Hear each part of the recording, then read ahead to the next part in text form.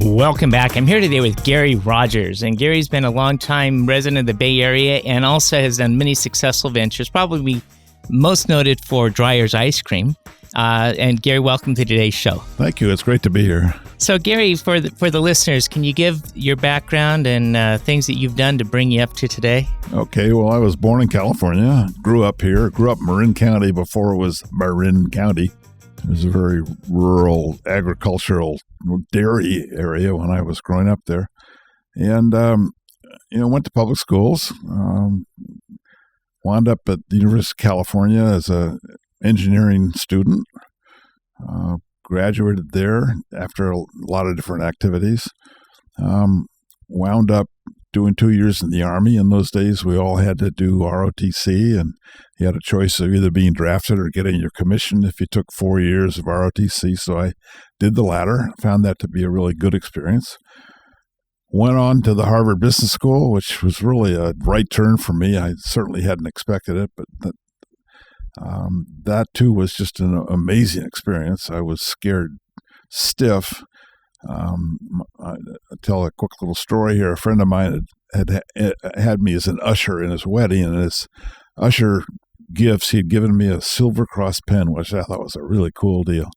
So when I went to Harvard Business School, of course, we all wear coats and ties, and I had my Silver Cross pen, and I was ready to take notes. Well, my first class, I looked to the right, gold. I looked to the left, gold. I looked up behind me in this amphitheater classroom, gold. And I went home and I told my wife, honey, we just aren't going to make it here. This is too much. But I survived. I actually wound up what they call a Baker Scholar in the top 5% of my class, and went on to McKinsey & Company, which was kind of the place everybody wanted to work in those days, and I think still is a great place for business school graduates. And then wound up founding a restaurant company of all things. And the short story there is we opened 5 restaurants and went broke. I think that's something every successful businessman ought to do.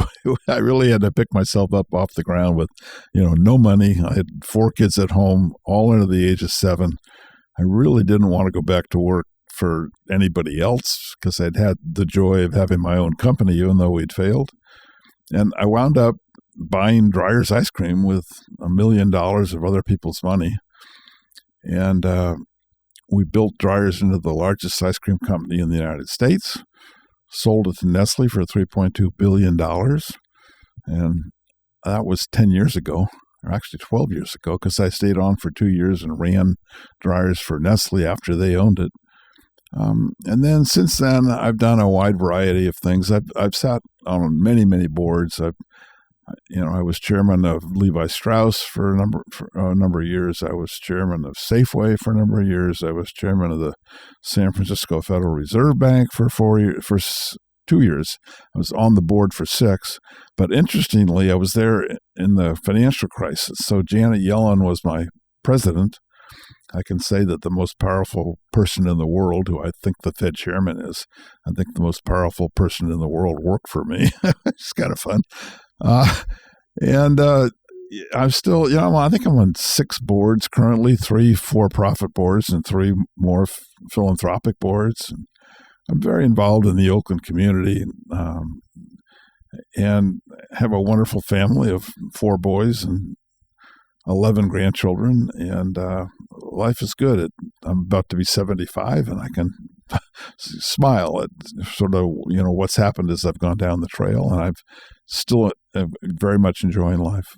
It's an amazing life, and, I just note here, after all these great accomplishments, you christened all this with your family and your grandkids, and I think that gives us perspective in life, doesn't it? The older you get, the more you realize that's really what it's all about. Yeah. Well, Gary, I want to roll back and spend a little bit of time going through your Dreyer's experience. Most people go to the grocery store and they see that brand every week, and it's still a very prominent brand. However, I'm running up against the break right now. Okay. And so I'm visiting here today with Gary Rogers. He's a longtime entrepreneur, resident of the San Francisco Bay Area, philanthropist. And after we come back from the break, we'll talk about Dreyer's. Great. We'll be right back after these messages. Okay.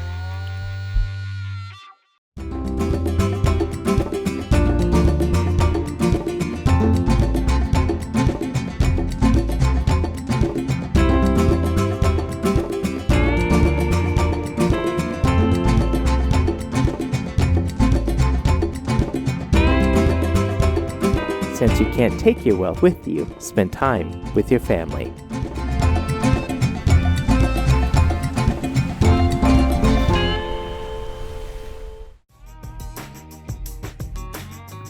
Welcome back. I'm visiting here today with Gary Rogers, and Gary has been a longtime entrepreneur, philanthropist, and resident of the Bay Area community. And Gary, in the first segment, we talked about you had ventures before, but one of the most notable ventures that you did was that of purchasing Dreyer's Ice Cream in 1976. Right. Company was founded in 1928. Right.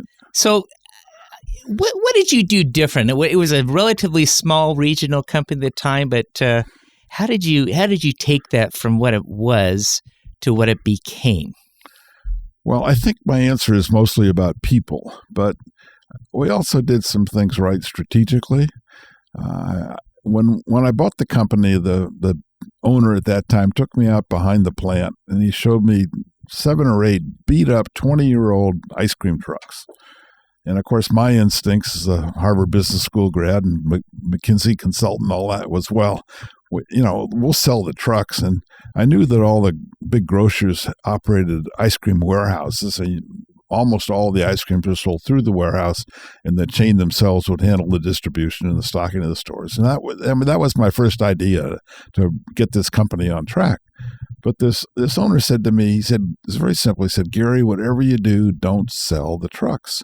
And I'd just gone broke in the restaurant business. And so I thought maybe it wouldn't be smart to take the primary advice that the former owner had given me and just ignore it right out of the blocks. So we started off with what they called direct store delivery. And that became probably our key strategic element. And what we found was that there were a lot of reasons why handling the ice cream yourself right to the cabinet. Just briefly, these grocery employees are always overworked. The ice cream tends to sit in the aisle when they're stocking it at 2 a.m. Ours was a premium ice cream. You know what happens to ice cream if it melts before it gets back into the freezer. And then by having a relationship with the store-level people, our salesmen could gradually get more space. They could say, well, Haagen-Dazs didn't fill their cabinet, their shelf today. Let us fill it for you. Or, there's a little space down here that really isn't used properly. And at store level, you could do a tremendous amount of selling. In the previous company, they had called it ice cream drivers. We called them ice cream salesmen. And just that little change made a huge difference. And we turned out to be the most overstocked ice cream. We had more shelf space relative to our sales than anybody else in the industry. And that proved to be a really key element of our strategy. It also facilitates something called scan-based trading, where instead of having the store clerk come out when we showed up with our truck and count the ice cream as we brought it into the store and handle an invoice and all that sort of thing, we were able to have the grocer incur his obligation to us. The ice cream would be put in the store on a basis where it was still our ice cream. It wasn't the store's ice cream. It was on consignment. And when the ice cream went over the scanner, the grocer incurred the obligation to us at the same time that he took money from his customer. And they really liked that. And they would pay us the following Monday for all the ice cream that had gone over their scanner the preceding week. Well, what that did, in addition to being a much more efficient way of handling the ice cream and the transaction through the store, it gave us the knowledge of what the store had sold. We always knew what it had bought from us, but now by knowing what it had sold, we knew by definition exactly what the inventory was in the store at all times, day by day. And so we could route our trucks the way UPS does. I mean, if a store didn't need service, we'd just pass it by. And that made us much more efficient. But the really different thing we did is we developed a culture that was probably the biggest element in our success. And we were very careful who we hired. If you came to work for us, you'd probably go through 6 or 7 really intensive interviews. And it was very hard to get on board. But once you were an employee, you were trusted. If you came to work for us, we would give you a business card with your name on the front and whatever your title was. You turn it over, it would say company philosophy. Use your own best judgment at all times. And we practiced that. We had something we called the upside down organization, which meant that as CEO, I was at the bottom of where the pyramid was sharp and it was digging into the ground. And that we had this philosophy that the people that really made for the success of the company were the people who made the ice cream, the people who delivered the ice cream, the people who sold the ice cream. And we tried to sort of invert the way the whole organization worked so that the people who did the real work got the credit. And that had a transformative impact on the company. We also trusted our people beyond any company I've seen. I mean, we felt that the person who was on the front line, the person who had the responsibility for a issue, probably had a better perspective on it than anybody else in the company. So if you work for me and you came to me with a suggestion, I would hear you out. I would give you my honest opinion of what I thought the pros and cons were. But at the end of that conversation, I would say, Alan, you decide. Now, that seems like a fairly simple thing. But, having worked in companies, I know that the subordinate always expects the superior to make the decision at the end of a conversation like that. And if you think about that, if you're a good employee, you're a good soldier, you go off and you try to make that decision effective. But if it doesn't work, and you say to yourself, well, Gary made the decision, I didn't. But if I say to you, you decide, it takes that all away. And now you're responsible for the decision. You're also responsible for the outcome. And so I've come to believe that you decide are the two most powerful words in the English language. My wife, my kids are so tired of having me say, you decide when there's a family decision to be made. But it is amazingly effective. So that's just one example. I mean, I give you a lot of other examples of the kind of things we did. But our people were so loyal and so committed, and they knew they were trusted. And it was okay to fail. We encouraged failure. And it was terribly powerful for us. I'm visiting here today with Gary Rogers, and Gary is most noted for his role at Dreyer's Ice Cream. But Gary, you've done a lot of other things, but I'm running up against the break. Yeah. So after we get back, I want to talk about your exit from Dreyer's, or your sale to Nestle's, and then what you've done post Dreyer's. Okay. We'll be right back after these messages. I love fishing, with my family. I think it would be easier to use a net. It was so much fun. The times when we are together, it makes it all the more worth it. Having Dad teach them how to cast a fly rod, and as long as we're doing stuff together, we're having fun. Some people see a father and a son fishing together, while others see a succession plan. Welcome back. I'm visiting here today with Gary Rogers. And Gary, we're talking about your role at Dreyer's, acquiring the company with a partner in 1976, building it into a name brand in the store, and then eventually selling out in 2001. I'd like to spend a few minutes talking about what led up to the exit. And then post Dreyer's, what did you go on to do? Well, the story of Nestle and Dreyer's was a long one, because we had just barely acquired Dreyer's when the president of Nestle USA, the USA division of this huge, at that time, $60 billion food company, gave me a call, and he wanted to come see me. And from that day forward, almost every month, until we finally sold him a piece of the company, he was there. See, Nestle and Unilever were worldwide competitors in ice cream. If you added up all their ice cream businesses around the world, Unilever had just a slight lead on Nestle. And the acquisition of Dreyer's, even when it was small, by Nestle would have put them in first place. So that's the way these big companies work, all right?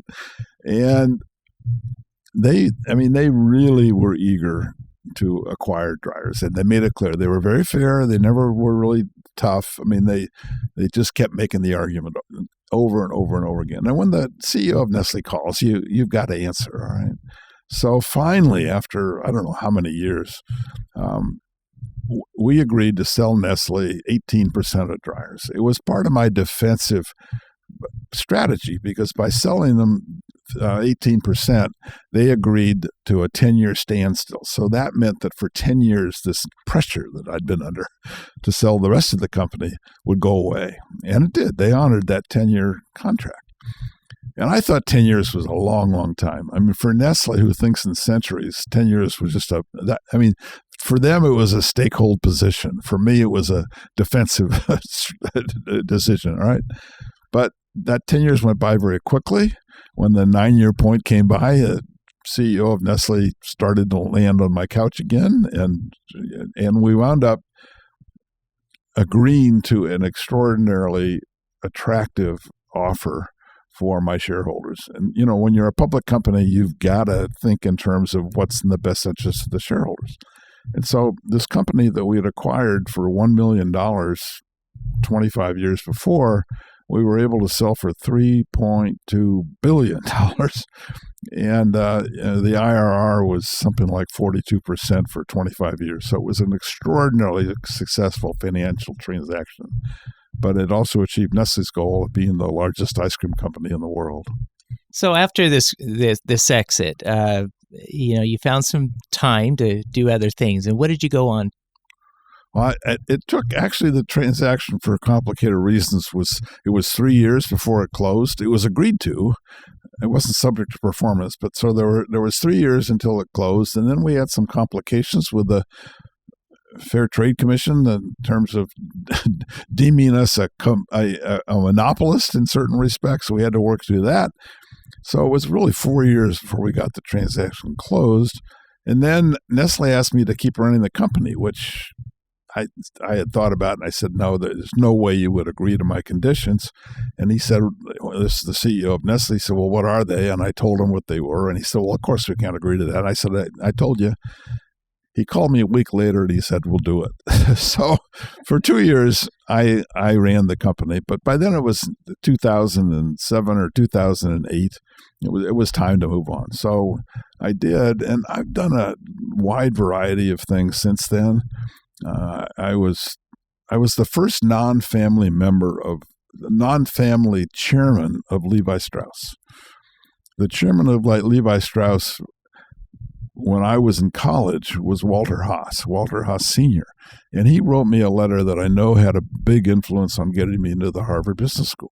Well, as life would have it, serendipity is amazing.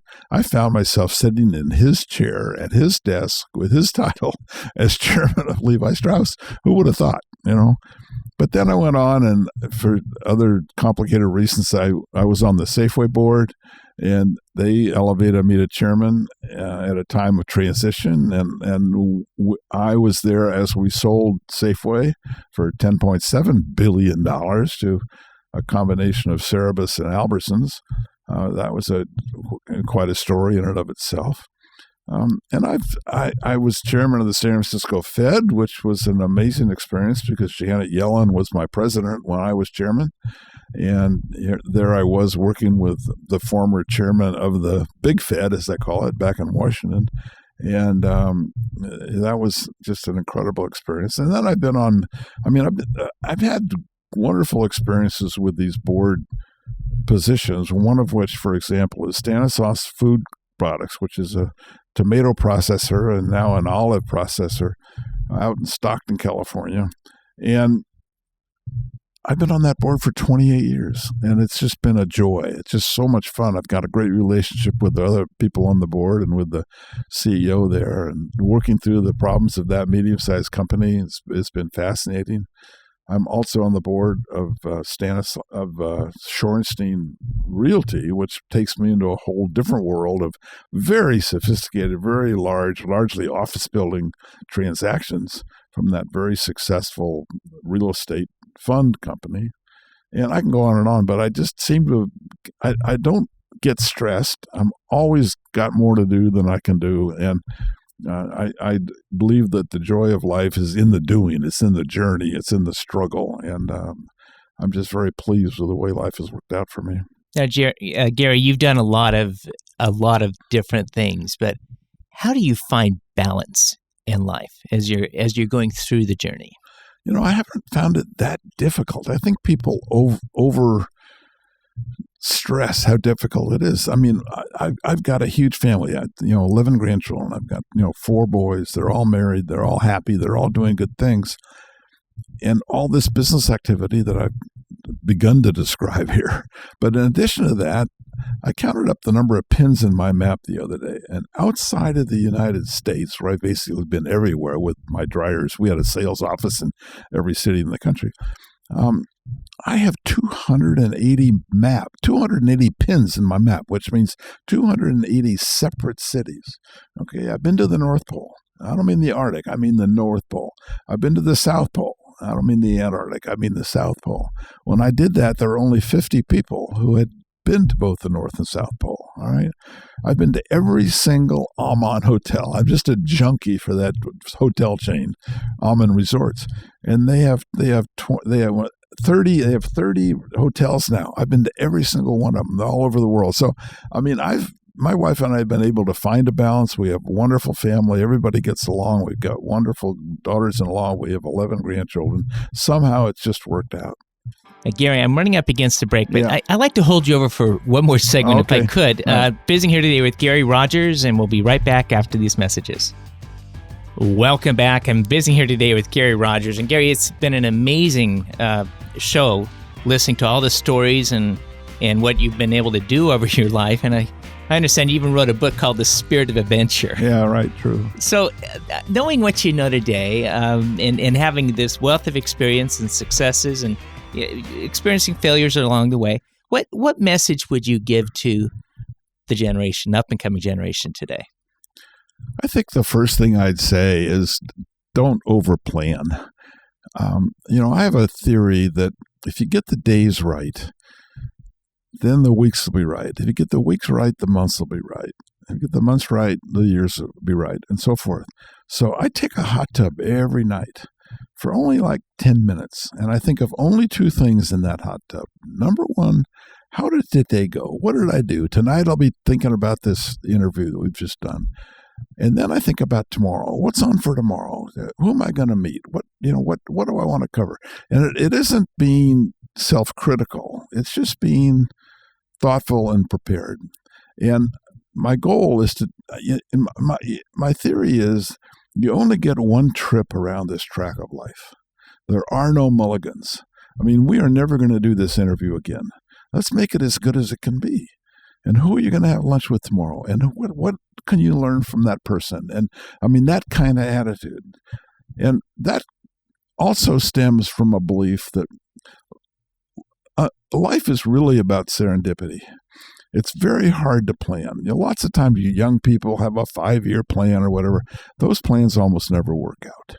There's too much just randomness and serendipity in life.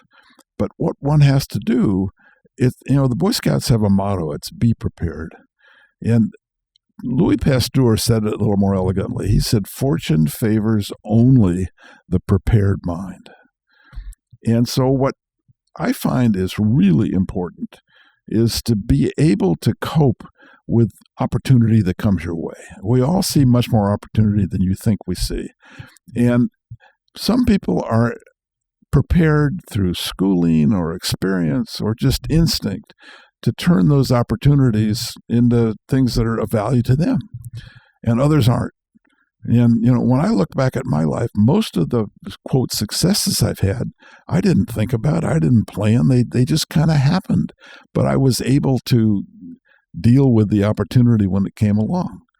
I mean, Dreyer's Grand Ice Cream, for example, when I met, I went into the Dreyer's office to talk to them about whether they had a franchise program for ice cream dip shops. And I happened to be introduced to the then owner and CEO of Dreyer's. And he just happened to be finishing a phone call that was, I could tell, very important. And he hung up the phone. He had tears in his eyes. And I offered to excuse myself. And he said, no, let me tell you what just happened. He said, that was my bank. They turned me down for a loan. I desperately need to keep this company going. So what do you say to someone like that? I've just come off of an experience. I'm broke. What do you say to somebody like that? Well, I knew enough to say, have you ever considered selling the company?